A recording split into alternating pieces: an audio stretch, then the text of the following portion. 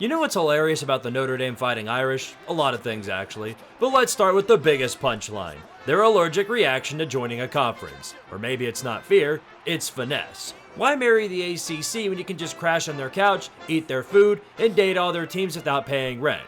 They get the soft schedule, duck the baggage, and take all the money. And honestly, none of this Notre Dame nonsense would even matter if the ACC wasn't currently known as the empty strip mall of college football. A conference full of teams with big dreams unfulfilled, small resumes where they still lose half their games, and vibes that highlight the need for Trevor Lawrence back. People dunk on the Big 12 for their intra-conference cage matches, but at least their bloodbath produces someone playoff-worthy. The ACC, it's a mix between a Shakespearean tragedy and a group project where all the group members shit on the poster and make Clemson clean it up. If I ran the show, I'd schedule every ACC game at noon sharp. Get that mess out of the way before the real football starts. Give fans their weekly dose of pain early so they can forget about it early. If the playoff race for a bird contest, the ACC is the dodo, dead on arrival. It's the Roman Empire if it collapsed every other Saturday and kept blaming the SEC for it. Even at their rare high points, it's Clemson carrying them while the rest of the conference gets pantsed by a group of 5 schools in bowl games. 2-11 in bowl season. Losses to legendary juggernauts like East Carolina, UConn, and Toledo. At that point, just stay home, hit the weight room, and spare everyone the embarrassment. But it was poetic. This whole season, the ACC was hyping themselves up like Vegeta doing his dramatic thumb pose, right before eating another planet-sized L. They strutted into bowl season like they owned the place, then collectively face-planted so hard that even ESPN was too embarrassed to show the replays. And ACC leadership? Oh, they want to fix the image problem, but they're surrounded by clowns, jesters, and guys who treat the hiring coordinators like a TikTok trend. Besides, I'm never giving up an opportunity to troll ACC fans. Just look at these examples for evidence. When the Titanic went down, at least they had lifeboats. The ACC, they've got Clemson, the squeaky pool float keeping this whole sunken conference barely above water. When all else fails, just slap a rock and hope Dabo Swinney and his traveling youth pastor convention can save the day. They're treated like the crown jewel of the conference, which is hilarious considering that they're not even in the conversation for top 10 programs of all time. Clemson fans love to pretend they've got rich, sacred traditions, but their biggest tradition is rolling down a hill like the Broke Boys Brockworth cheese roll. But what exactly are they chasing? Championships? Nope, just whatever wide receiver hit the portal last week. In typical fashion, they collapse the moment stakes enter the chat. Death Valley. The name alone is pure irony, because the only thing dying in there is Clemson's credibility in the top 10. South Carolina, a team whose own fans treat mediocrity like a playoff win, has a better record there than they do in their own stadium, as recent history will tell you. Clemson's own history is as short as their red zone possessions before turnovers. They didn't win more than one bowl game until the 1980s. And Tommy Bowden, the man who laid the groundwork for Dabo's Sunday school football, never even sniffed an ACC title. Not as bad as the team we'll get to later, but still pretty bad. To be fair, they did reach the top of the mountain eventually. Twice in 3 years, actually. We'll give them that. But the climb down has been a rapid one. And these days, they're better known as Coastal Auburn. Delusions of grandeur, frequent SEC beatdowns, and vibes powered exclusively by nostalgia and fumbles at the goal line. Their national relevance is now sustained by a weekly performance of IBS on ice. You and your older residents may know these consistent failures as Clemsoning. For use in a sentence, think of it as a non-stop recap of Penn State versus Ohio State. Despite this, they recently found out how to win their conference with, get this, 3 losses. The jokes really do write themselves. They will likely continue to be the one thing keeping the conference from imploding in on itself. The expectation is greater than the appreciation. Though vacant in the football world, they are living proof that Tank Conference's influence resides beyond the sport. Their basketball team, being the absolute apex of what they could offer, managed to make it to the Final Four before a choke job that I don't even think Georgia could live up to. If it weren't for them though, Duke fans would be in hibernation for decades before maybe their tennis team would do something. Their football team has no expectations and is still failing to live up to them. At least they had perfect seasons, 0-11, twice. Carl Frink's tenure made it look like Troy Taylor was owed an apology. Duke's biggest contribution to the sports world besides laying up another ACC team by losing is, comically enough, Daniel Jones. Oh, no! Duke's program is often compared to another one as a whole, the Ivy League. Please, if Duke students were as smart as you say they were, they would have chosen to root for another school. Duke is considered one of the worst teams overall in the FBS, but this can be said for a lot of teams in this conference. They're so bad they were actually having a conversation about Manny Diaz being their savior. However, it turns out we can all agree that the history around this program can be summarized by this. They practice that on Wednesday. Time's going to expire on the game, so this either goes or it doesn't. Ball still alive. It's got to get backwards, Hyrule. Get behind it. Still alive. Duke, nice shot, spacing all over. Oh, he got blockers. They got blockers. They got a lane. 40-yard line. No black shirts between the goal line. Can you believe what you just saw? Certainly sounds to me you guys need a defeat bell more than a victory one. 130 years of this program's history, and sort of like Vanderbilt, I'd be surprised if anyone was still alive to remember that moment of success. It took them around a full century to remember that football was a sport they should probably pay attention to, and it took even longer for them to compete at a level beyond the one team you'd throw in the GoDaddy Bowl when you run out of teams. They were quite literally the sheep in a wolf's clothes. It's been over 40 years since our last ACC title, and the way their administration has settled with mediocrity like they have, it might be another 40 before they even make it back to the title game. Dave Doran is about as symbolic to the word as Josh Pate is to sunshine pumping. Despite that though, their fans have become so deluded by his mediocrity that they think of themselves as QBU. If you reach a point where you think your program is anything representing that because of Russell Wilson, then you are likely a lost cause and have become a zombie to the program. Being one of the only few teams with expectations, they swiftly taught analysts that believing in them to do anything is a waste of time and resources. When they back up a coach that calls out his own fans for attendance and then pins the blame on them, it's a clear sign that they want this. They're driving this program the same way Miss Wolf drove herself off the cart and on the turf. You're not even in a football state and somehow you can't even finish third in said state. Look what East Carolina did to you. They run it. Harris breaks free, has the first down, makes a man miss. It's a foot race. Rajay Harris, 86-yard touchdown. Well, hey, on the bright side, that team isn't in your conference, so you won't have to see them again anytime soon. Yeah, never mind. Go ahead and pack it up. I don't think there's been a program more stuck in the football aether than the Louisville Cardinals. If someone comes up to you on the street and asks for you to name all the ACC teams, you got stuck at Louisville every single time. They're a phantom program that only exists in today's world as a way to promote Lamar Jackson highlights. His time there was the only time the Cardinals found themselves in any sort of media spotlight. Or good media spotlight, as I should say.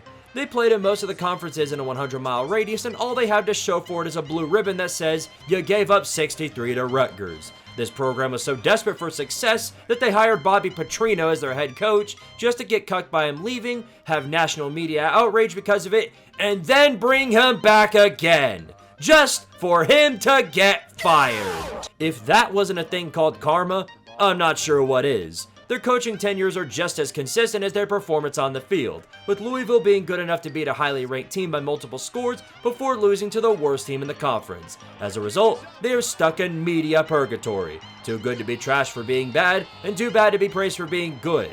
Perfectly mediocre. That's a compliment in this conference.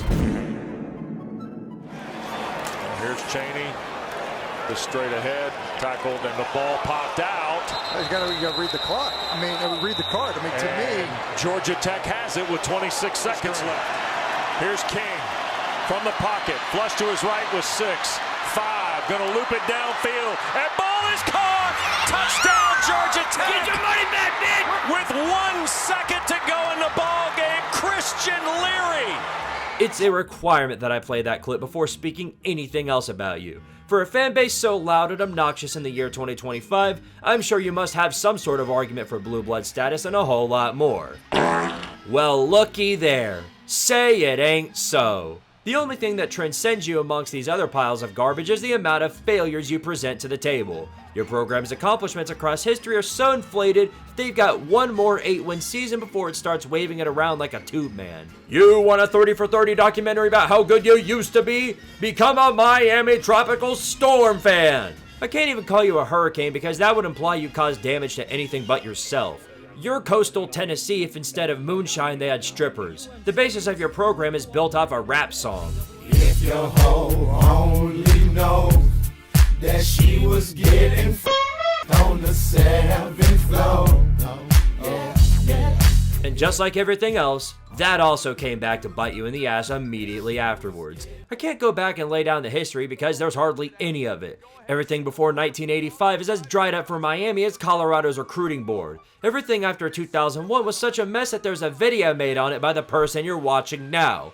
And it's already got more views than your 30 for 30. You can't keep a coach around if it guarantees 11 or more wins, and even if you do, the coach is only good for 6 of those. You're in the top recruiting hotspot of the world, and you still manage to fuck it up every time. Hell, you had the #1 overall pick in the pocket the entire year, and the accomplishment you had to show for it is being the Pop-Tart runner-up. The college football world has handed you resources on a silver platter, and each year you find a new way to piss it away. So much so that people nowadays believe the Big East was actually good. You've taken so many ass beatings, you've gone from the U to the L. Until you actually manage to win this conference for once and or get a stadium you can actually call home, you belong here in the Tank Conference. It's been 25 years, and guess what? The U is still not back. I deserve some sort of compensation for spending the amount of time as I did on you and your failures. There's so many of them that I can fit them all in the empty seats at Doak Campbell. Like the other Florida schools, they didn't play football until the 80s. Bobby Bowden turned the program from a fart stain into the depths of nowhere to a national powerhouse. Once he retired in 2009, success was very fleeting. Jimbo Fisher and the Crab Leg crew managed to take themselves to the promised land and had some really good seasons afterwards. So much so that FSU gave him an extension until 2024. Wonder if that's a cursed year for y'all or something. Nonetheless, we all know how that really turned out.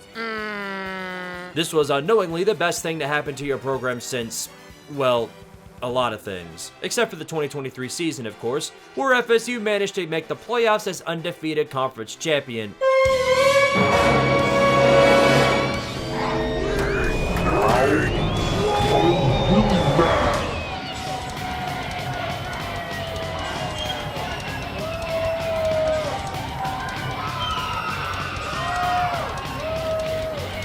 Milton, right into the end. And he's going to weave his way. Edwards, 60-point win. Well, hopefully all that crying from this season doesn't come back as consequences of your actions the following year.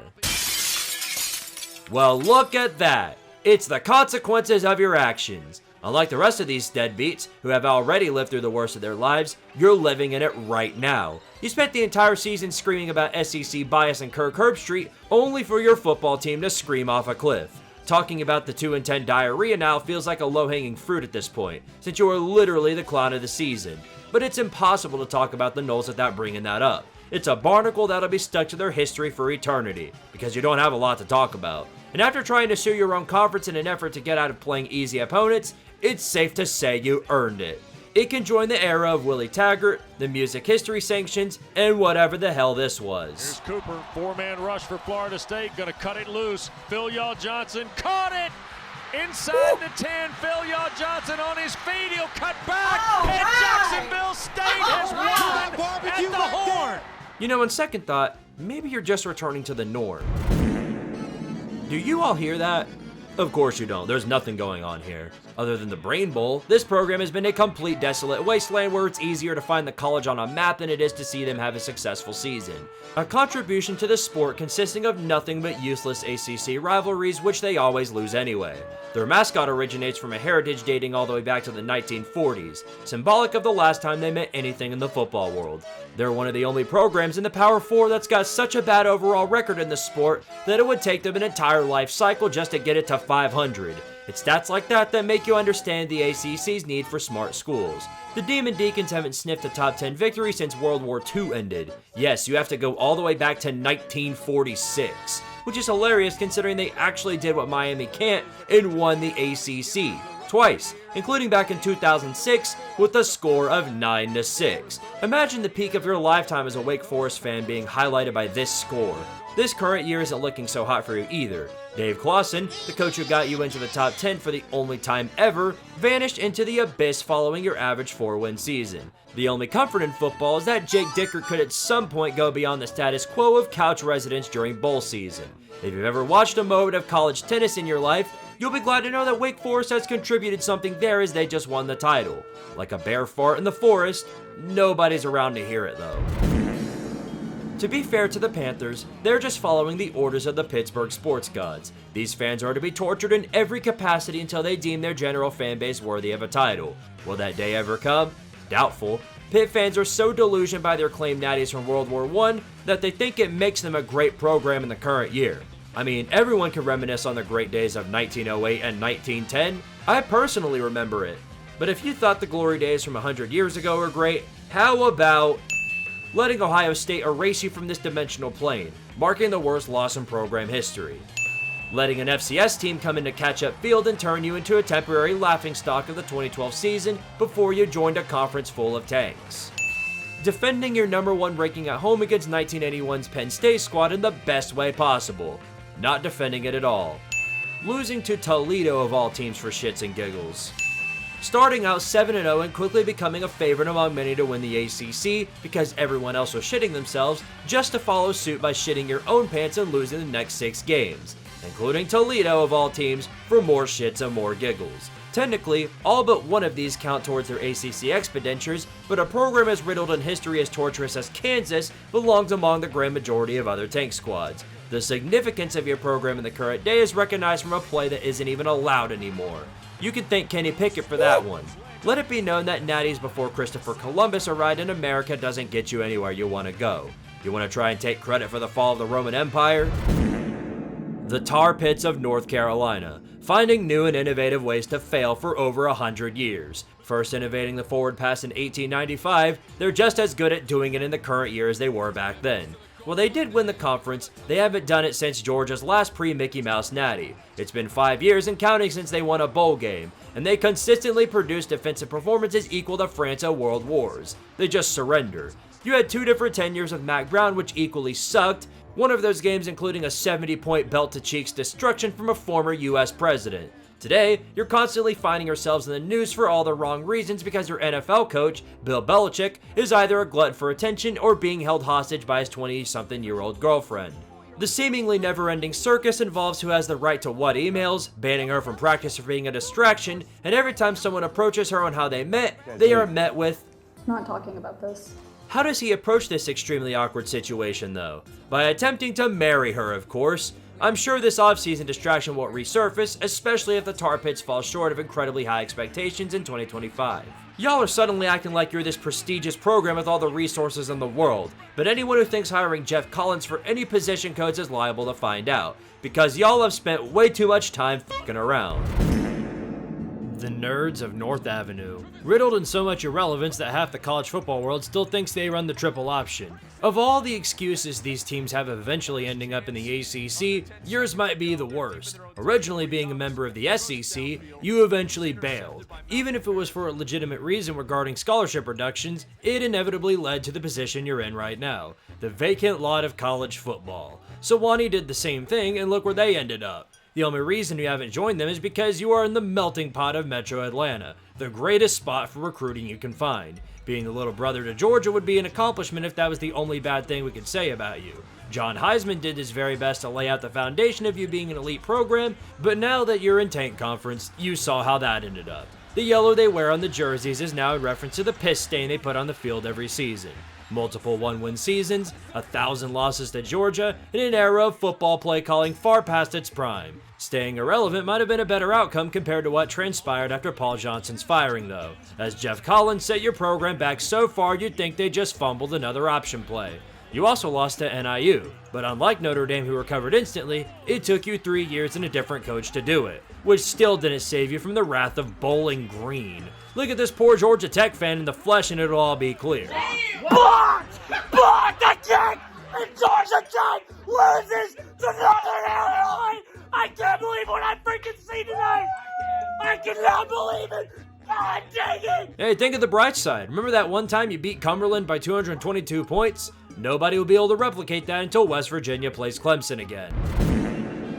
A special program with a special tradition unlike any other. While they're Catholic like Notre Dame, they are unique in the fact that they pray every Saturday when their football team comes out on the field and unfortunately for them, plays football. Well, they had some incredible seasons under Luke Kuechly and Matt Ryan. Trying to get players to come to Chestnut Hill is like betting them $1,000 to moonwalk the Boston Marathon. Your contributions are known as favors to your opponents, like the Holy War. known as the free one on the Notre Dame schedule. You allowed one of the only recorded times a power conference football team lost to Villanova.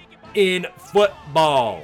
Has this ever happened any other time? I legitimately do not even know. That's probably worse than losing to Holy Cross, which, oh boy. You helped us all witness the most boring game in college football history when you played Wake in 2015, which you were additionally the loser of. After many coaching changes through 2009 and beyond, you've found yourself stuck with Bill O'Brien, whose expertise on blowing games should be studied in the College Football Museum right next to the fan who knew Louisville existed. Speaking of, you blew a 20-point lead against them. For a program seemingly enriched in college football traditions, you sure do know how to fail at the game of football. You should just claim yourselves as an academic school, and then analysts across the globe are far more likely to lay off of you for it. There's also the solution of bringing back the Big East in the college football world. You may not win it immediately, but being up against competition like Miami, who can't win a title in this conference if Ed Reed comes back, means that anything is possible for Boston.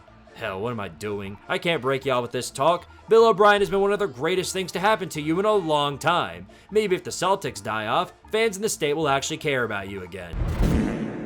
Ernie Davis left behind a magical legacy that will be looked upon for many years as one of the best players to play the sport. But the player doesn't define the school, and as the timeline will tell us, it certainly wasn't sunshine for the Orange Man onwards. Once considered a prominent member of the country's sport has been reduced to a macrocosm with a mascot on the sideline.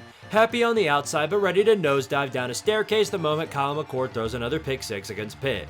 All that propaganda about the 1950s being the perfect decade is probably run from a Syracuse admin. It was the last time their team didn't have a stroke on the field.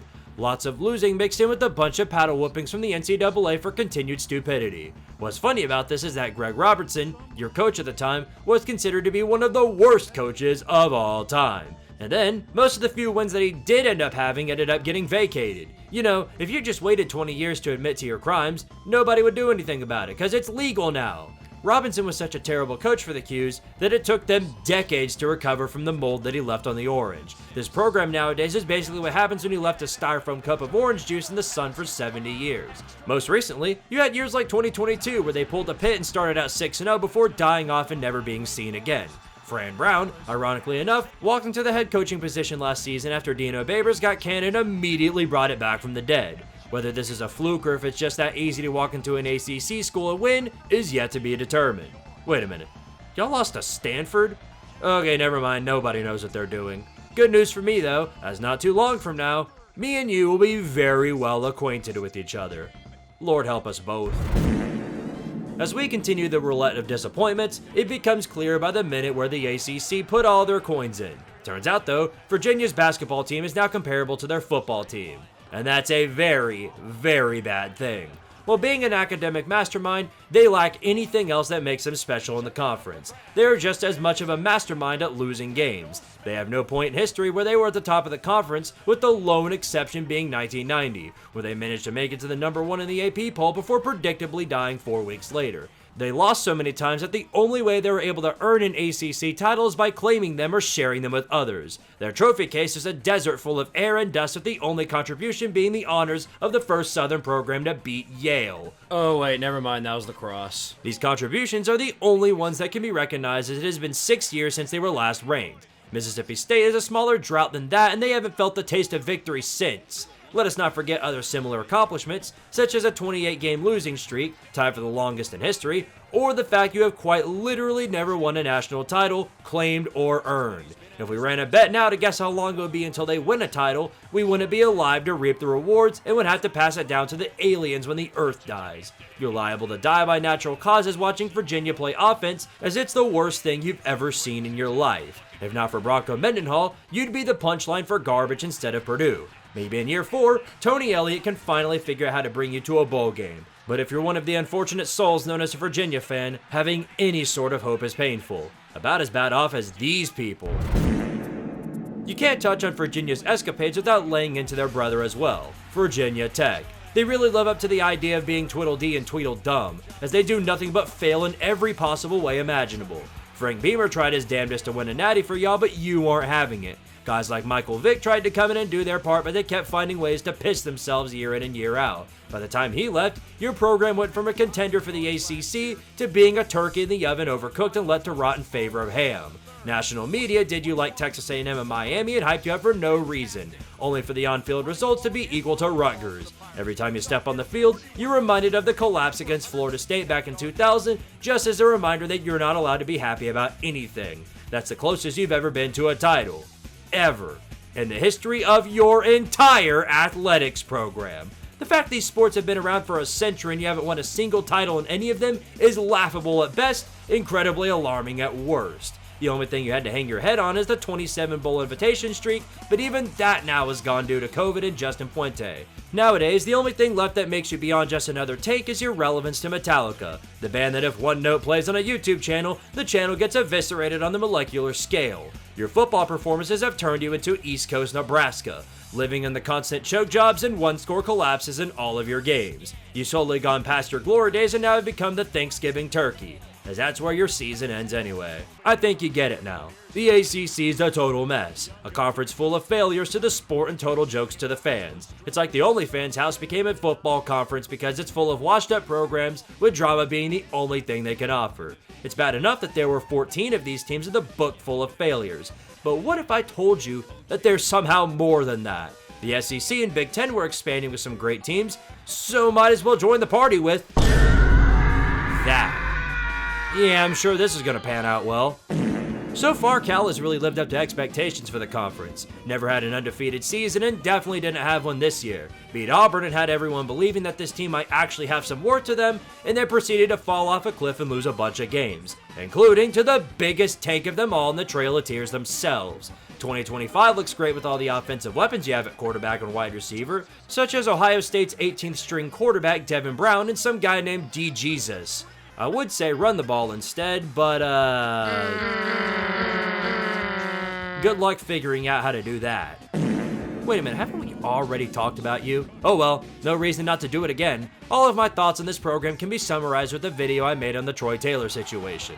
But it's quite astounding just how well they fit into this conference.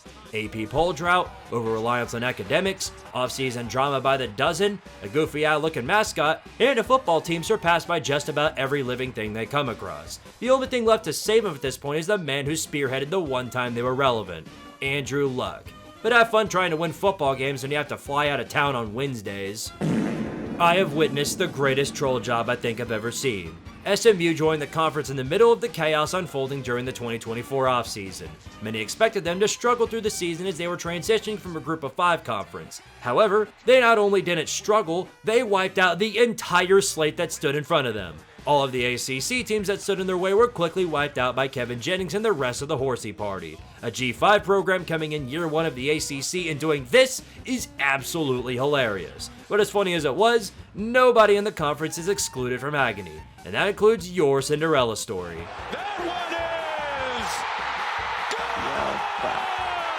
All that remains true, Clemson runs the conference. But even with the loss, it'll never not be funny that SMU's ACC schedule was so easy that it propelled them to the college football playoffs. Thanks to this episode, the picture has become completely clear. The ACC sucks. Like, a lot. Make as many jokes as you want to about conference pride here in the SEC. I'm not one of those guys, but at least we have some merit to stand on. Until Vanderbilt leaves this conference, we'll have academics too. There's only one simple solution to this, and I think you know it. Get better. Just play competent football for once, and maybe people outside of FSU's administration will have some actual respect for you. Until then, you're just a tank conference. The only tank conference. The only way you can escape this phase by playing good football. Your fans have earned it. I'm in panic mode. I'm not even gonna lie. I'll address all the donos in the chats. I'm in panic mode right now. Flush to his right with 6, 5, gonna loop it downfield. No! What? What? Second to go in the ball game. Christian Leary hauls it in.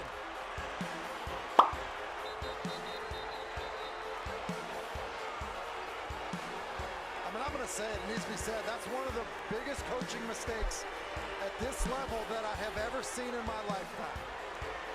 You should not be running the football. You run the football, it fumbles, and then you give up a score. That is devastating for a 4-0 Miami team to get their first loss of the season on a sequence like that. Hold on a second. North Carolina really lowered their academics for Bill Belichick? Holy hell, clown of the season really isn't all that far away from Tank Conference anymore.